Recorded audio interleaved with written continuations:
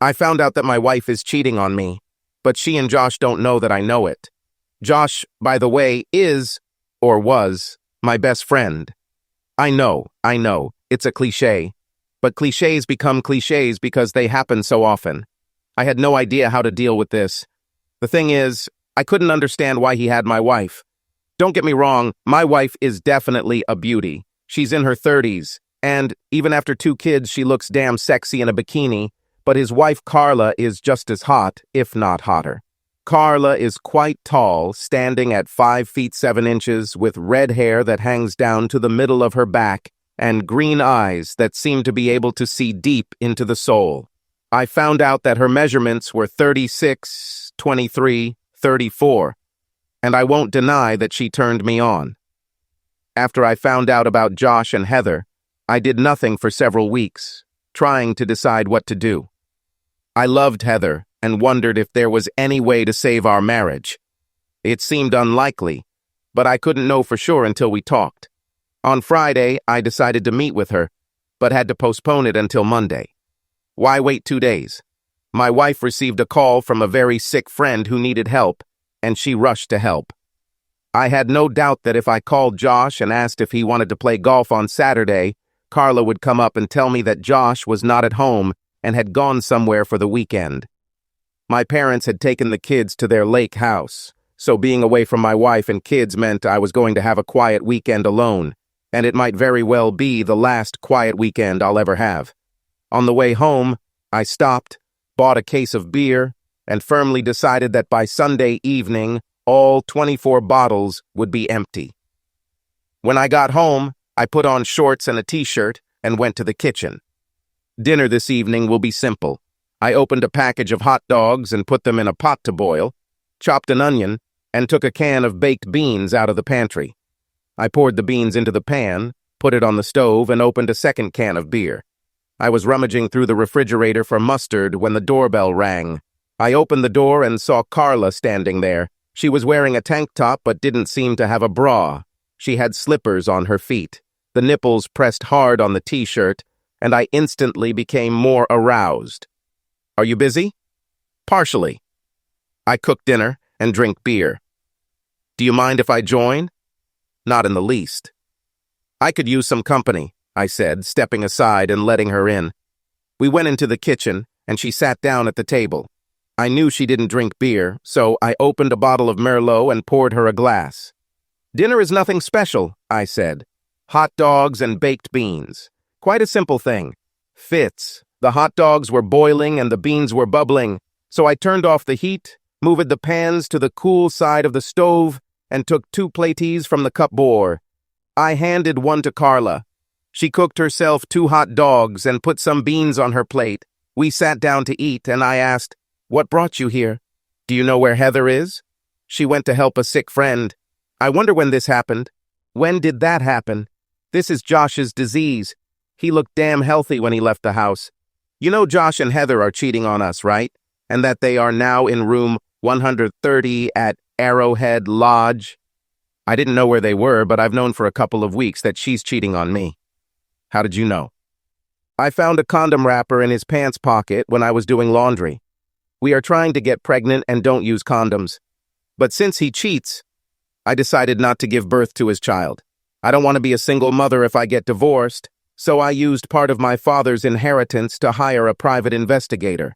They get together for long lunches, and when he calls and tells me he's working late, he's usually working on Heather. How do you know? I was in the basement working on a bookcase that I'm making now. The phone rang and I picked up the phone in the basement. Heather must have picked up the phone on the second floor a second before me, and I heard her say the word lover just as I put the phone to my ear, so I listened calmly as Josh told her that they would have to miss his usual long lunch at the Marriott because he has an important meeting. I had to listen to her say that she would miss her and that he would have to work hard to make amends next time. And you didn't do anything? I just can't decide what to do. Now I have decided to meet her when she gets home and see what happens next. Well, what are you going to do? You'll understand in a few minutes. I looked at her in confusion. What do I understand? She stood up, came over and sat on my lap. I see the way you look at me, and I know damn well that if we weren't married, you'd be after me. We may both still be married, but we are no longer obligated to be faithful to Josh and Heather. They have freed us from that obligation. She hugged me and, having reached my manhood, began to excite me. I moved to get more comfortable. I looked at her in amazement. She leaned down, and her lips met mine. Carla broke the kiss and said, "I'm going to take revenge to the end." Even though we decided to have a baby, I managed to come up with excuses not to have sex during my fertile period, just in case I went to the doctor and got a diaphragm. How bad do you want revenge on Josh? Why do you ask? I intend to take full revenge. I am currently in my most fertile state and my diaphragm is in my purse. This means...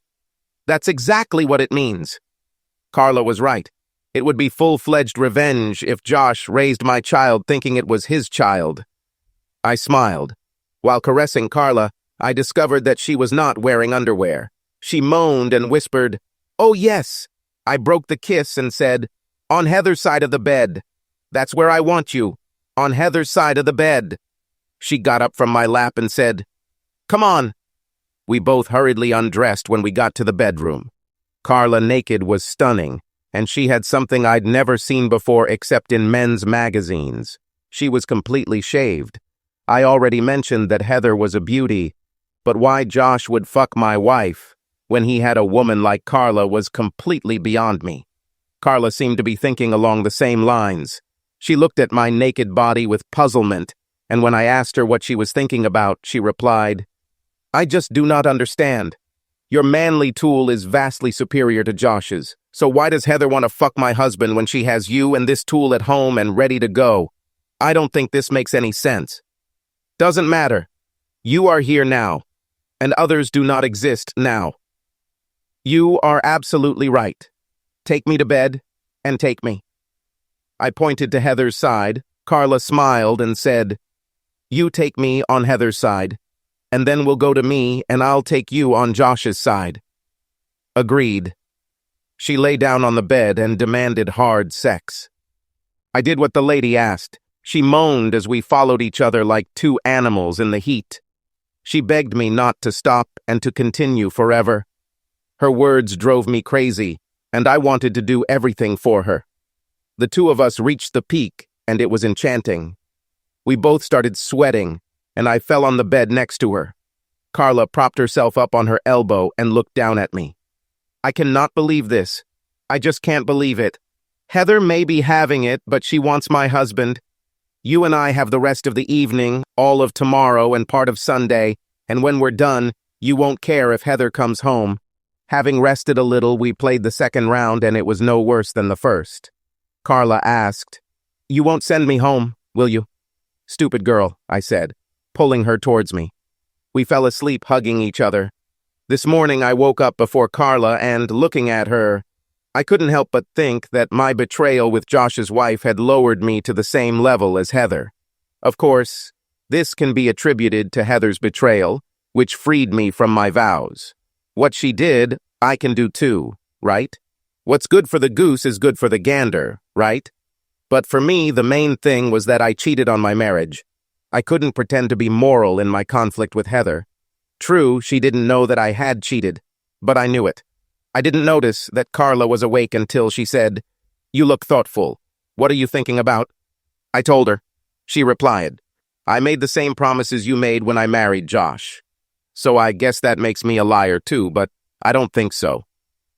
Josh made the same vows I did, and then broke them.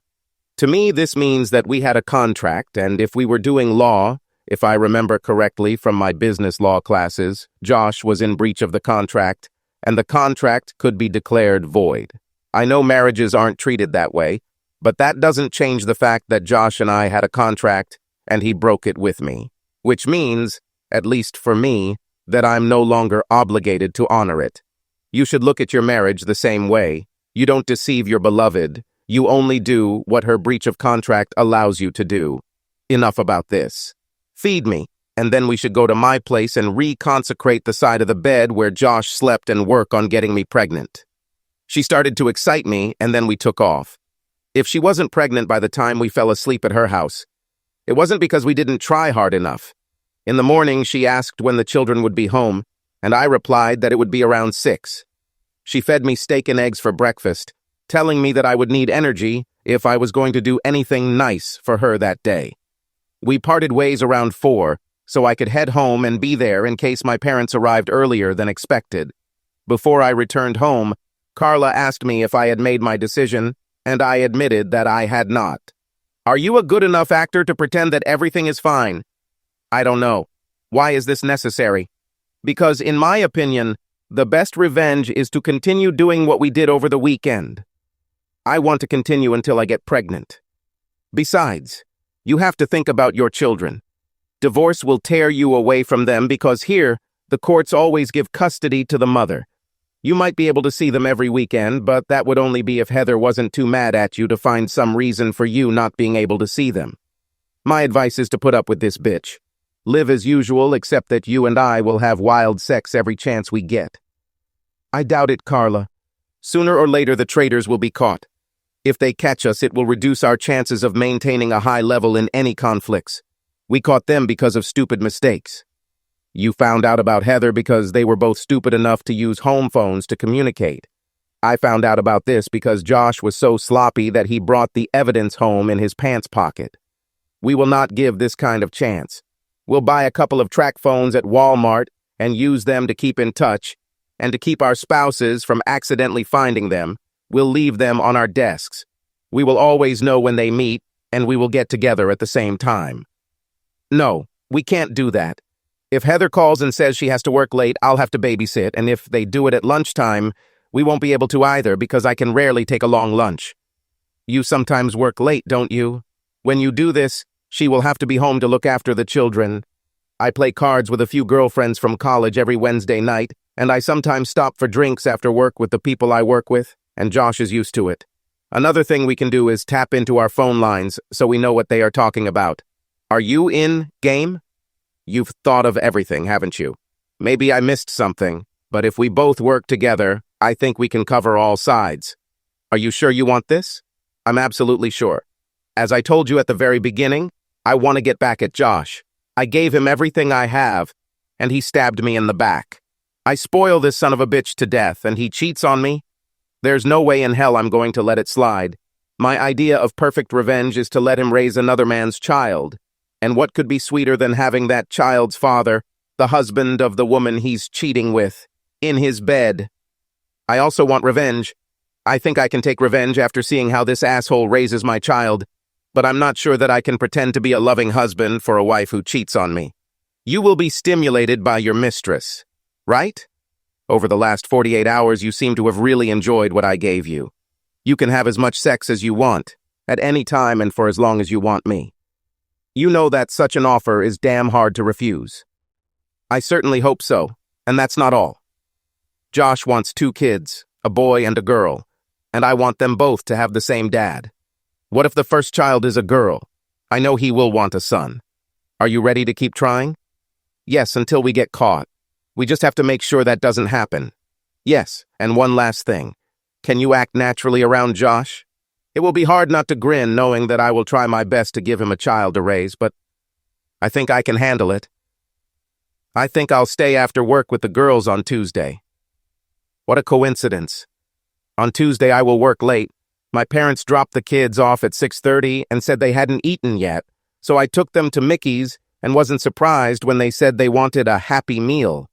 After we ate and came home, Heather asked where we were and said sharply, "Why didn't you call me and ask if I wanted to have dinner with you?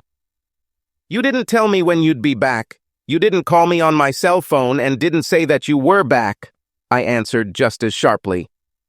She gave me an angry look and went to greet the children.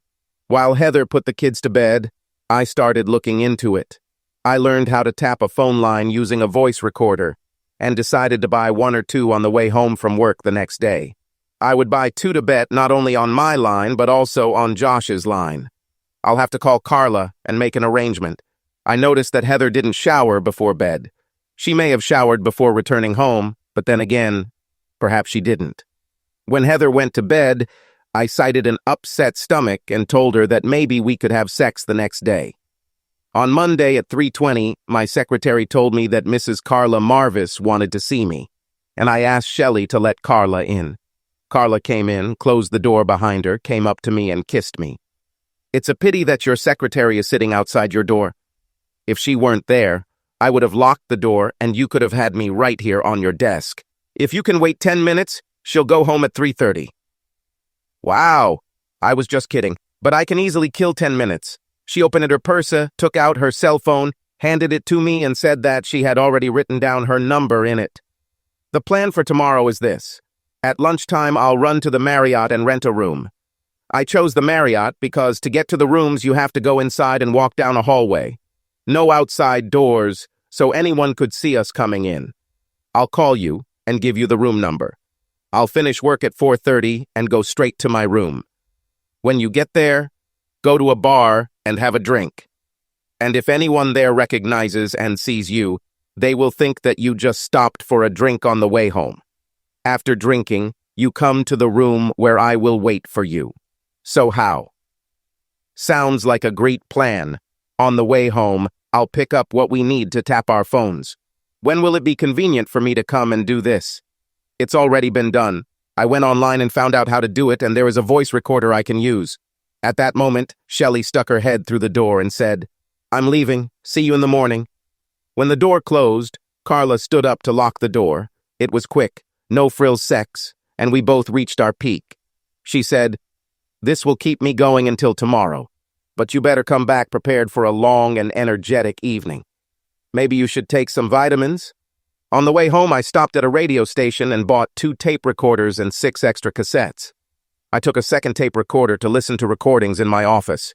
I will save the tapes, which contain something of the two lovers, until the day I tell the judge the reasons for the divorce. When I returned home, Heather had already prepared dinner and brought wine, which was a good sign that she was in a loving mood, and I was surprised by this. She spent the weekend having sex with her lover, and now she comes home wanting more, transformed.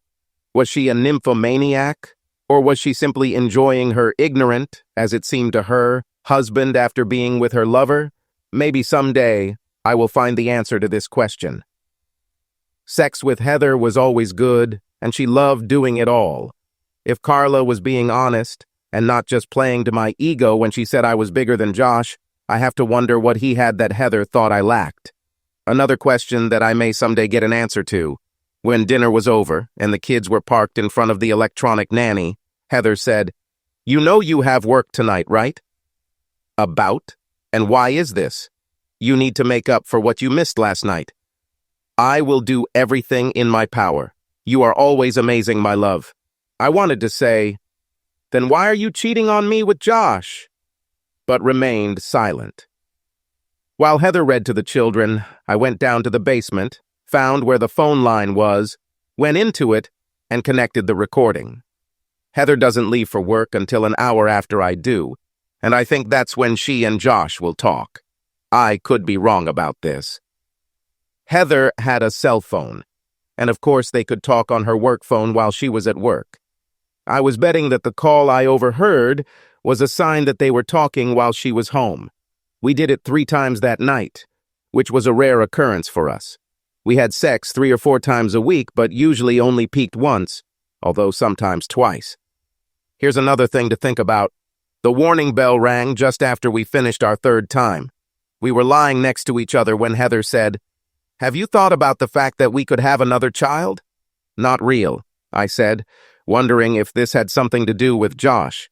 "I'm actually toying with the idea of getting a vasectomy so you can get off the pill and we'll still be safe."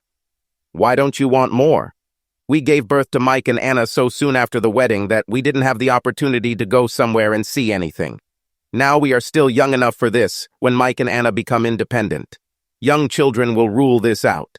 Besides, right now we need the income from your work. We will be hurt by your leaving work due to pregnancy." I had very bad thoughts running through my head.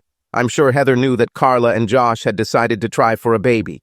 Did Heather want to get Josh's first child before Carla got him? Was there something Heather had against Carla? Or was it just Heather trying to lay claim to her lover? Either way, it made me think that I couldn't carry out Carla's plan. I think I'm going to have to leave Heather pretty damn soon. And then a very, very bad thought came into my head. Were Mike and Anna even mine? I had to find out. I fell into a very restless sleep. The next day, after a grueling session in room 202 of the Marriott Hotel, I expressed my concerns to Carla. "I can't even imagine what you should do," said Carla. "Should I talk to her about Josh now, before she gets pregnant? Of course, she may already be pregnant and getting ready to throw the baby at you. I know what I would do, but I'm not a man, and I'm not you. What would you do?" "I would just tell her that I don't want any more children, and just in case I would wear a condom until I get a vasectomy. If she does get pregnant, that's when I'll have a confrontation. I'd say we probably need a DNA test to find out if it was mine or Josh's. This should make her thrash around. If I get a vasectomy, it will ruin our revenge plan. Just don't do this until I'm pregnant. It will be a failure because I want all my children to have the same father. Maybe we'll get lucky. Maybe Heather was just feeling you out. You said you didn't want to, and that would make her say no. We'll just never know until she comes up to you and tells you the rabbit died." She looked at her watch and said, "We have a couple more chances for you to make me a mother." I stopped on the way home and bought a bunch of condoms, and that night when Heather wanted sex, I pulled out one of the condoms and started putting it on. Why else is this? I decided to use them until I get a vasectomy. I really don't want any more children. Well, take it off. I hate this feeling. I'll stay on the pill and use spermicide until I can adjust to the diaphragm. This way, we will be completely safe. You hate feeling them, I thought as I finished rolling it. Heather was a virgin when we got married, and I never used a rubber band with her. When did she realize she didn't like feeling them? And with whom? Whatever it was, it only strengthened my decision to find out about the paternity of my two children. Then I remembered that it was because Josh used rubber bands when he slept with Heather that Carla realized that Josh was cheating on her. I was still planning on getting tested. If you don't already have spermicide, I'll use the condoms I bought today. I don't have it, but I'll buy it tomorrow and make an appointment with the doctor about the diaphragm. I don't want you to have a vasectomy. I want to keep this option open in case you ever change your mind. I left the rubber band and climbed onto the bed. We had sex. After we finished it, I went to the bathroom. When I returned to the bed, Heather was lying on her side, sleeping. It was time to go down to the basement and check the tape recorder. A couple of unimportant calls and then, "Hello? Good morning, honey. Do you miss me? Of course you know. Shall we have lunch today? Yes, but I think our lunch meetings will end soon if we don't find somewhere cheaper. These motel rooms are killing my family budget. I can't keep pulling out of it. Sooner or later I won't have enough money to feed my family, and I will understand why. I'll try to think of something. On Wednesday evening, this one," and here he used obscene language, referring to Carla, "had a card party. Have you already figured out how to get out of the house?" "Not yet, but I'm working on it. I'll cross my fingers. I need more from you than I get in a 45-minute lunch break." "Me too, my love. We'll talk tomorrow?" "Certainly. Bye." "Bye, baby." I almost puked when I realized I was with Heather after she let Josh use her this afternoon, but I managed to hold on. I found it interesting that my unfaithful wife not only cheated on me, but also paid for the room. Yes. And how will Carla react when she hears her husband call her? The only thing I knew for sure as I walked up the basement steps was that Heather wouldn't be able to leave the house on Wednesday night. On Tuesday, when I got to work, I took my phone out of my desk drawer and called Carla, and when she answered, I said, "Good morning." "Listen," I said, holding the recorder up to the phone and pressing the play button. After listening to the recording and hearing curses addressed to her, she said, "When the time comes, I will kill this bastard." "Yeah, about Wednesday. What are you going to do?" "I think I'll have to work late on Wednesday, but I won't let her know until it's time to finish work. She doesn't have enough time to call a nanny. Did you hear that Heather pays for the room? This doesn't surprise me. Josh has always been cheap. I think if you're going to work late, I'll skip my card night and we can meet. I'll call you tomorrow and arrange everything. At breakfast on Wednesday, Heather asked me if I had plans for the evening. I said no and asked what was wrong. The girls from work were talking about having a couple of drinks after work and chatting. I can't do this if you don't look after the kids. It's not a problem. I kissed her and went to work. I went to the Marriott, rented a room, and when I got to work, I called Carla. Heather finishes work at 5, so I called her at 4:40 and told her I would be late at work. There are some issues with Henderson's contract that need to be resolved before Nathan goes to meet them tomorrow morning. Sorry for the late warning, but I really can't leave now. So don't wait for me. Love you. Bye. Pleasantly tired, I returned home by nightfall.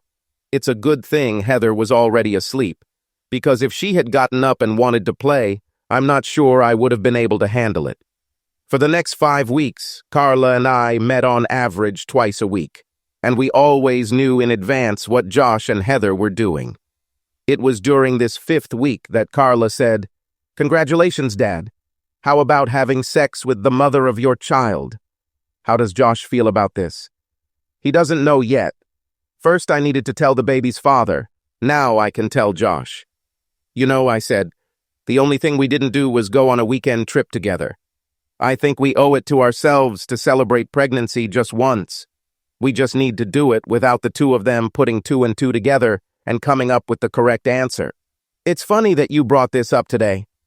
Josh must fly to San Diego to settle some matters with his father's estate. He's going to see some relatives this weekend before going to see his lawyer on Monday. If you can figure out how to get away for the weekend, we can go somewhere without anyone having to think about it. I think I can handle it. I took my cell phone and called my brother who lived in Akron. I asked him to call me at my house right after I left for work in the morning and tell Heather that I needed to come see him on a family matter over the weekend. I told him I would call later and explain what was happening. He said he would take care of it, and we said goodbye. I turned to Carla and said, "All we have left is to decide where we want to go." The next morning, Heather called me on my cell phone about 5 minutes after I left the house. "You need to call Bill as soon as possible. He has an urgent family matter and needs to talk to you." "I will call you." I waited until I got to work and called Bill.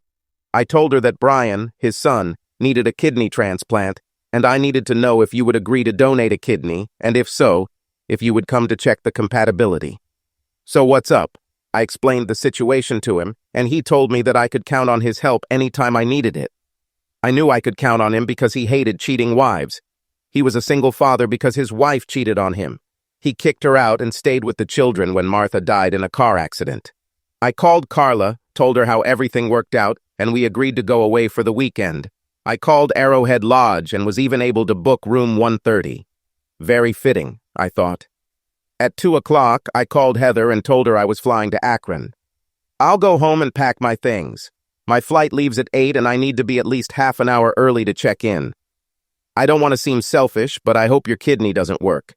I need you to have all your parts so that we can go all the way to old age together." Damn it, Heather. The way you say it makes me think you really love me. You better not have any doubts about this, Bob. Not a bit. If only you knew, I thought, saying goodbye and hanging up. When I got home, Heather was waiting for me in what she called her fuck me costume, naked, wearing come fuck me pumps. "Do you have time to charge me while you're away?" Since I really didn't need to rush to catch a non-existent flight, I said I had time. After sex, Heather lay on the bed, and when I got dressed, she said, "On the phone you spoke as if you doubted that I loved you." "Just kidding, baby. I know very well how much you love me." "Yes, of course, you can see it every time you cheat on me with Josh," I thought. "I don't want you to ever doubt that love." Never. The weekend with Carla was grueling. We make love and go to bed. We wake up in the morning, make love, and then go to breakfast. We return to the room and make love until lunch. We'll eat, and then we'll go back to the room and make love. We go out to sit by the pool for a while, and then come back and make love. Let's go out to dinner, have a few drinks and dance, and then make love again. Repeat the next day, and then again on Monday morning. We promised each other we would do it again, and then headed home. When I got home, Heather was at work, so I went down to the basement and checked the tape recorder. First, Bill called on Friday morning. A couple of minutes after she hung up, Josh called her. "Have you figured out how to free yourself for the weekend? I would love to spend a couple of days with you without interruption." "No, Josh. I couldn't come up with anything, and the truth is that I don't want to come up with anything." "What's the matter?" "Why?" "You know, I felt guilty for what I was doing. I love Bob, and he deserves better than to have a cheating wife. I was going to tell you it's over. I need to devote myself to Bob." "Come on, Heather, you've been making love to me for almost a year now. How could you do this if you love him as much as you say? First of all, I need to correct you. I've never made love to you. I had sex with you, but I never made love to you. The only man I make love to is Bob." "Bullshit!" "No, Josh, it's not bullshit. I love this man and try to show him that I love him every chance I get. If you love him so much, then why are you sleeping with me?" Excitement about it. The thrill of doing something illegal and forbidden. It was a big thrill for me to go home and make love to Bob after I fucked you. It gave me some huge releases. Giving him a few wet seconds turned you on? If so, why not continue? I never gave him wet seconds. I was always pure when I made love to him. Bullshit, Heather. You've never showered before leaving a motel. I keep a travel bag at work, and it contains everything I need for a shower. Bob never even came close to feeling the slightest trace of you. No, Josh, I'll end this before we get caught. I love Bob and don't want to lose him. Just be glad you got me drunk the first time. Maybe so, but you weren't drunk all the other times. It all depends on what you mean by drunk.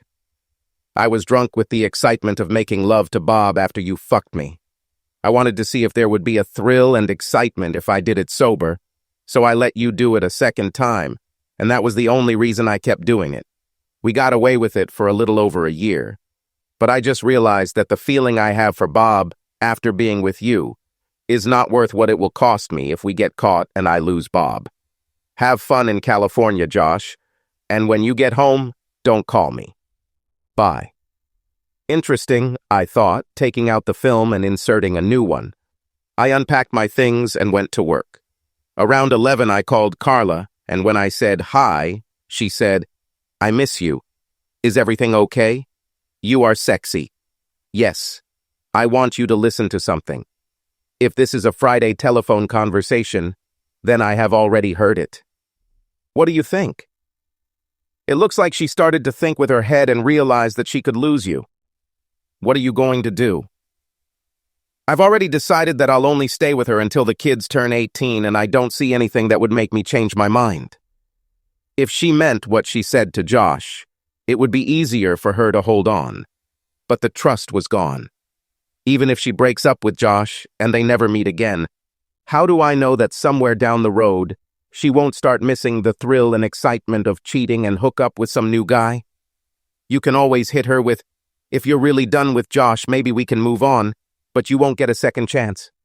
No, I cannot. This would give away the information that I have a wiretap on my phone, and, as I said, the trust was gone. I need a way to keep track of what she's up to. Besides, she knows me and understands that if I knew, I would share it with you. She could say this to Josh, and it would make him think, and we don't want that. Is this your roundabout way of saying we'll keep going like this? You heard the conversation. They got away with it for a little over a year, but you and I only got away with it for a couple of months. They owe us another 10 or 12 months. And then, of course, there are penalties and interest that could make it even longer. I would like that. Carla and I continued to see each other on average twice a week until her 7th month. She wanted to continue, but her belly was so big that I couldn't make love to her without hurting her. That's right. We need to take care of babies. An ultrasound showed that Carla was having twins. She gave birth to 2 beautiful little girls. As she predicted, Josh wanted a son. So 2 years after the twins were born, she became pregnant again. And this time an ultrasound showed it was a boy. We made love until her 8th month, and then we separated. We both felt like we'd gotten away with it long enough that if we got caught, Carla would be a single mother with 3 kids to raise, and neither of us wanted that. As Carla put it the last time we were together, the goal was to take revenge on the deceiver by giving him other people's children to raise. To do this, I need to stay married to him. Josh got a promotion that required him to move, and I haven't seen or spoken to Carla since they moved, but I think about her often and fondly. It's been 6 years, and as far as I know, at least based on the phone wiretapping, Heather hasn't contacted anyone else. On the other hand, she and Josh had been doing what they were doing for over a year, and I had no idea. She might wise up and stop using her house phone for illicit communications, but I've been keeping a close eye on her and have yet to see anything that would indicate that. She's doing her best to spoil the hell out of me, and I'm critically rethinking my plan to leave her when the kids turn 18. That will be another 4 years for Mike and 5 for Anna. I'll just wait and see. And subscribe to our channel so that your second chaff doesn't cheat on you, and go ahead and listen to the next story, because this story is nothing compared to the next one. If you're under 18, don't even think about listening to the next one. And right now, I'm chasing a big goal. My first 1,000 subscribers on YouTube channel. Please put your like and subscribe. Thank you. And remember, not every I love you means forever.